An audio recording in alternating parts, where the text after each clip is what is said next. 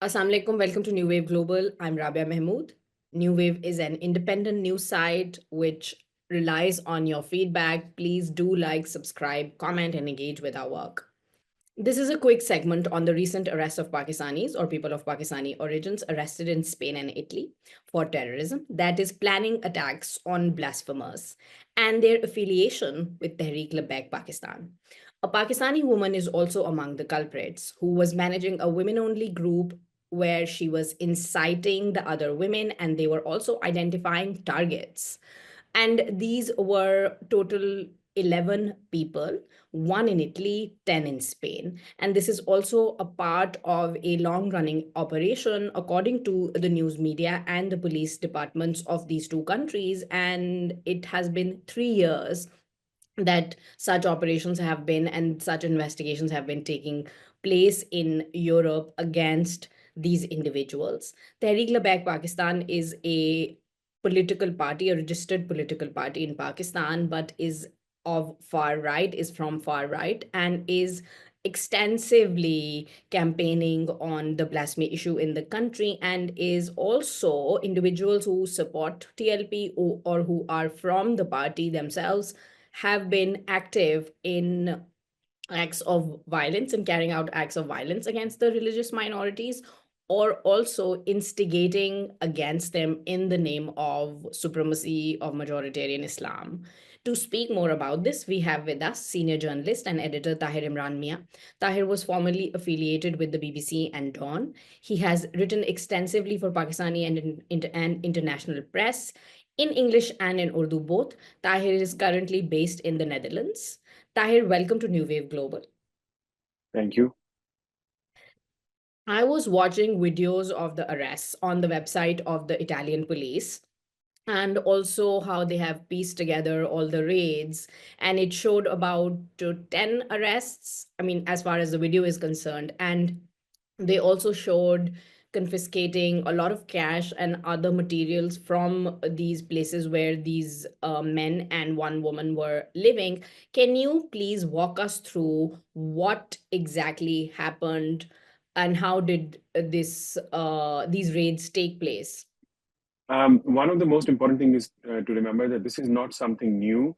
So far, the Spanish police has arrested around 30 people in the last 3 years. So this is the third such incident that has happened in the Europe. Also, what we have to understand is that the radical Pakistani mindset thinks that what they are doing from they take the sort of inspiration from people who are burning Quran in Sweden or other activities, and they think that such actions basically give them protection as well. But the European hate speech laws are very strict. So these people were actually posting material on WhatsApp. And if you go through TikTok, I have extensively watched videos on TikTok and other platforms where people are openly inciting violence, openly calling for death, openly calling for beheadings on these platforms, and majority of them are Pakistanis. We're currently working on few cases in Germany where people are basically, I mean, you have to be very radicalized and delusional to stand in front of the Brandenburg Gate in Berlin and post about Ahmadis and post about blasphemers and say all of these things. So this is a wide operation, and the material that they confiscated previously was used to identify these people, and now the material they have got from these people will further enlarged, and basically they will take into account, because you have to understand that majority of Pakistanis who are not from the Ahmadiyya sects, they are predominantly in the southern Europe hemisphere. So basically, Spain, Italy. You have a lot of Pakistanis from Gujarat and this belt. So recent radicalization in Pakistan of TLP introduction has basically brought that mindset here as well as in UK as well. So that is now shaping up, and European governments, specifically Europe, mainland Europe, governments are now ramping up, clamping down on these groups, these individuals. And it's not a very difficult job because these people are not hiding somewhere. They openly manifest these things. So that's what I have to say so far. Yes, so this is an important point that TLP supporters do not hide themselves. They also do not hide themselves in Pakistan. When a supporter or a young person influenced by TLP's narrative carries out an act of violence or executes someone or torture someone, kill someone, or targets a worship place here, they do it in public. But in Pakistan, they do the misuse of the law, and the anti-Ahmadiyya laws and the blasphemy laws, and they use that as an excuse and a justification for carrying out that act of violence. But this is a thing which is very TLP specific. You have mentioned about the TikTok videos and other videos.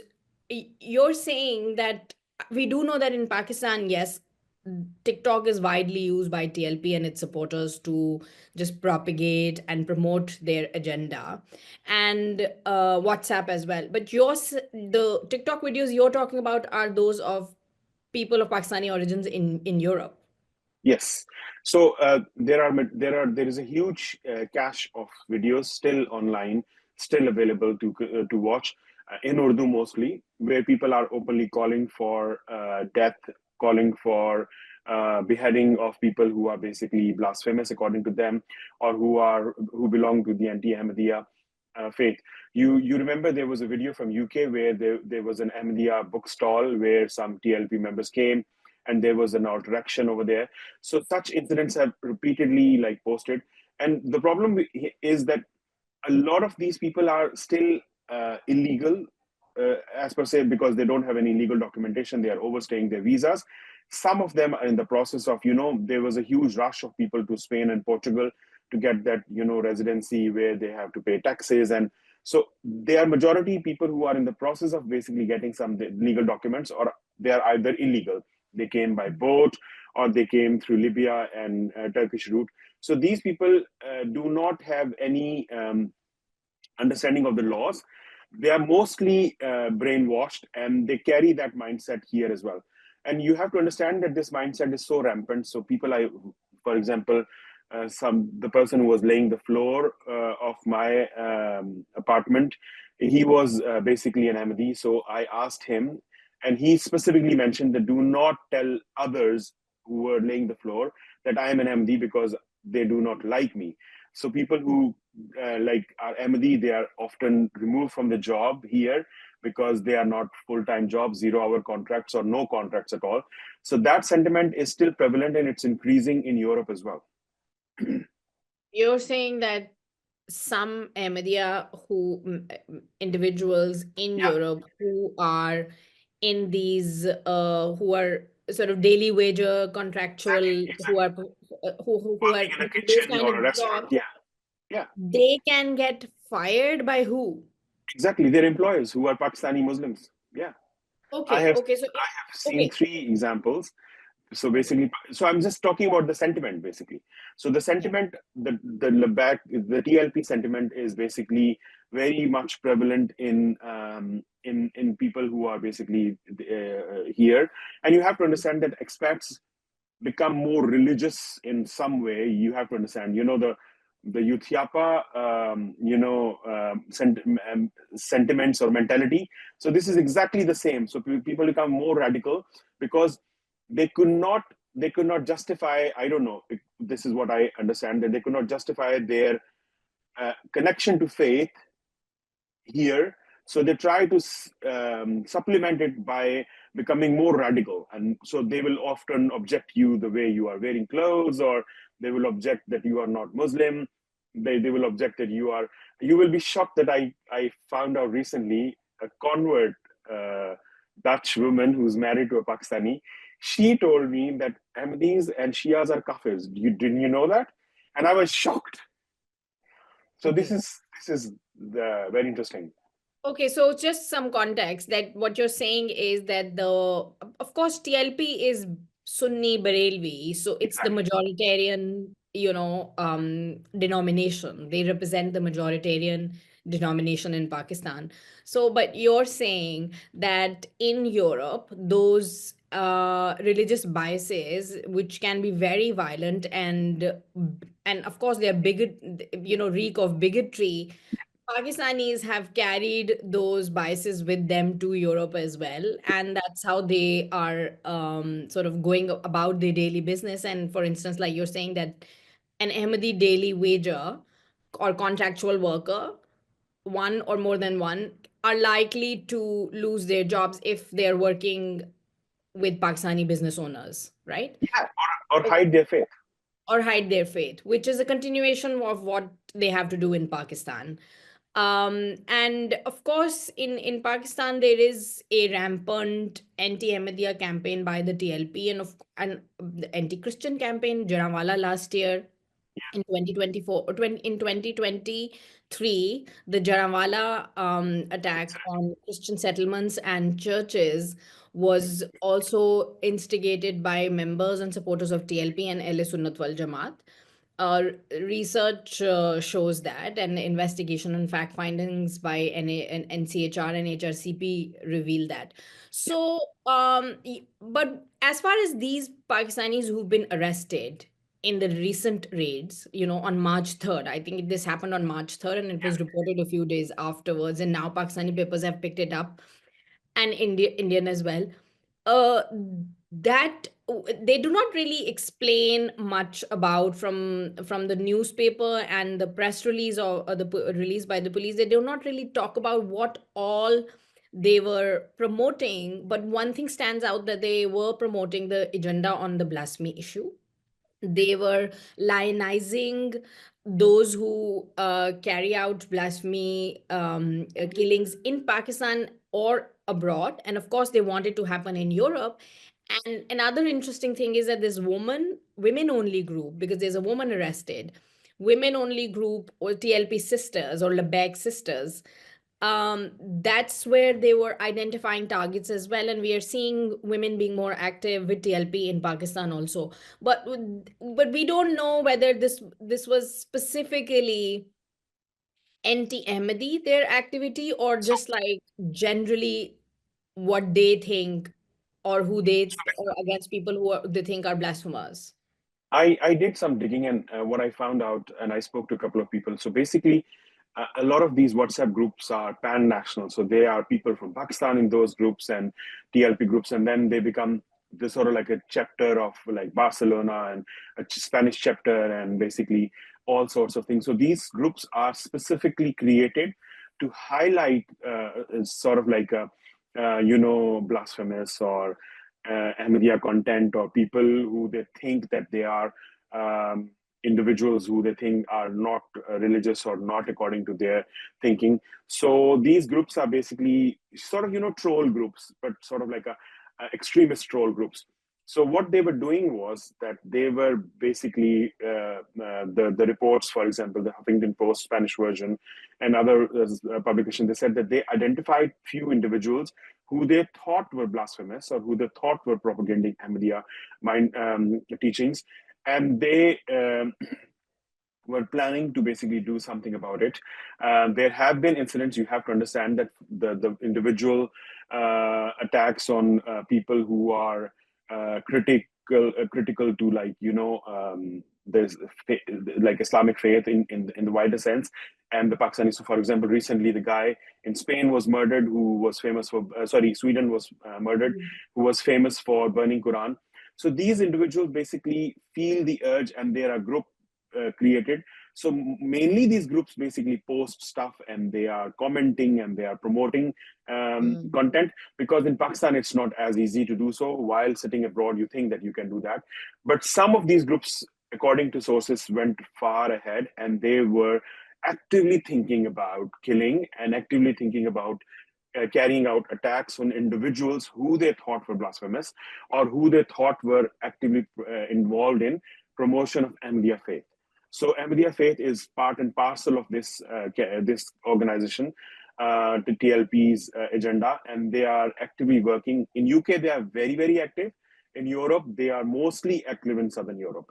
So three things I have to, if I summarize, these individuals were actively involved in promoting violence, hatred online and in closed groups. Secondly, some of them were actively thinking and contemplating in groups and in private conversations, attacking individuals. So they had a list of people. And thirdly, they were actively trying to basically do things sitting here in Pakistan. So they were promoting or doing some activities that were actually affecting communities in Pakistan, because they thought that while sitting in Pakistan, they would come under the radar of agencies. Here, they are safer for that. So these three things I can take out from the conversation that I had. Okay, so the planning was not just about incidents in Europe. Yes, and the news reports and the press releases do make that clear that they did support such activity in Pakistan as well. And I think a bit of that was lost in translation as to in terms of clarity. But you are also saying that a lot of the TLP activity, just like it is in Pakistan and now also in Europe, is centers around the anti-media campaign that they carry out, and that's still ongoing.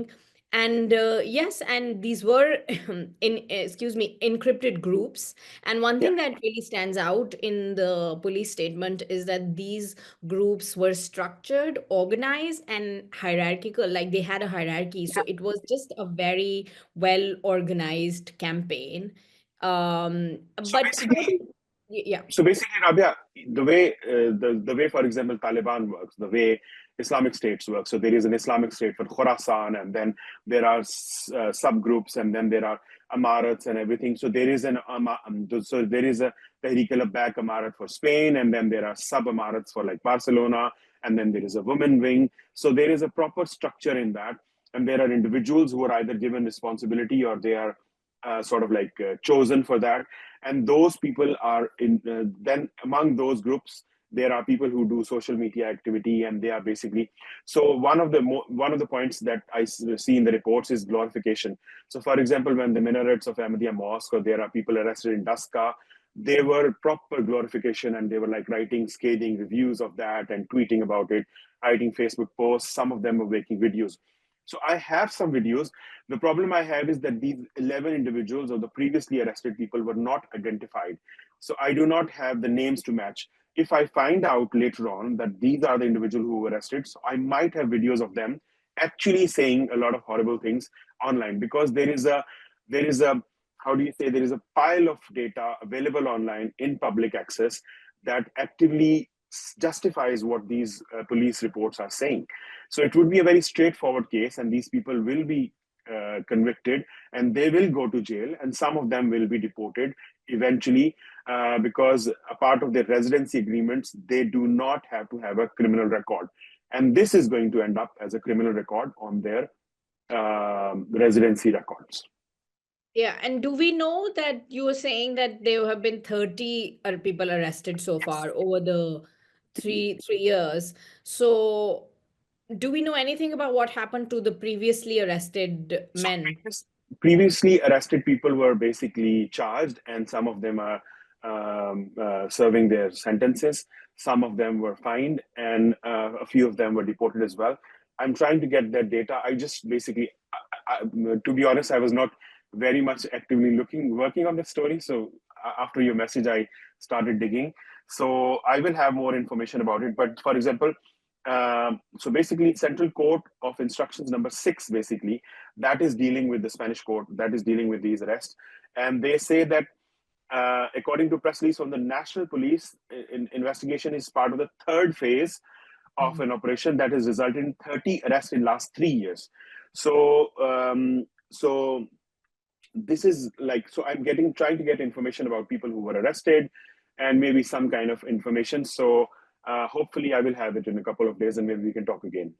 Yes, we must, and I also of course could not stop thinking about the women's group because we saw in Pakistan in 2024 in when the Lazar Nasir Masih Gill's lynching took place, which is a Christian senior citizen. He was attacked in Sargodha on a false accusation, and accused falsely of blasphemy, and he was then brutally lynched, killed, and the police and armed forces took him to a hospital. He was taken to the military's hospital in Pindi, and still he couldn't survive the injuries. And that was one of the first incidents of this kind, where we saw women on the premises actively inciting for the act of violence and calling for a separation of head of the man from his body. There is a particular slogan that pro-blasphemy law groups and also the TLP use. And that was quite worrying that they have come out in public. We already knew that women were on online endorsing the TLP and propagating their agenda, or just being pro blasphemy law or pro violence in the name of blasphemy accusations in Pakistan. But that was different. And then this one particular development, which establishes for us that there was a group of women in Europe, although we don't know where all that the members of the groups were located, right? There are But multiple European groups, only women groups, and women. then this was a Spanish group basically. Okay, so they were speaking to each other in Spanish and No, no, identifying no. targets as It the was police had. Spain. No, no, they were communicating in mostly Urdu, but this Okay, is part. This was based in Spain, so this was part of Spain only. women who are in Spain. Okay, okay. So I've just been thinking of that as well. And you have said that in Pakistan, these people would have come on the radar of agencies, but in Pakistan, we do know that TLP enjoys a lot of impunity, and no one really gets arrested for inciting public. I mean, if you're from TLP and if you're influential and you have influenced public or incited or instigated people into taking really, really vile acts of violence, there's a possibility that the person who commits the act of violence will be arrested, but the inciter would not. Tahir, thank you so much for all these insights and this information and your reporting. And of course, we would like to speak to you more about this as you gather more information on and more news about this story. Thanks to our viewers for watching. Khudafis.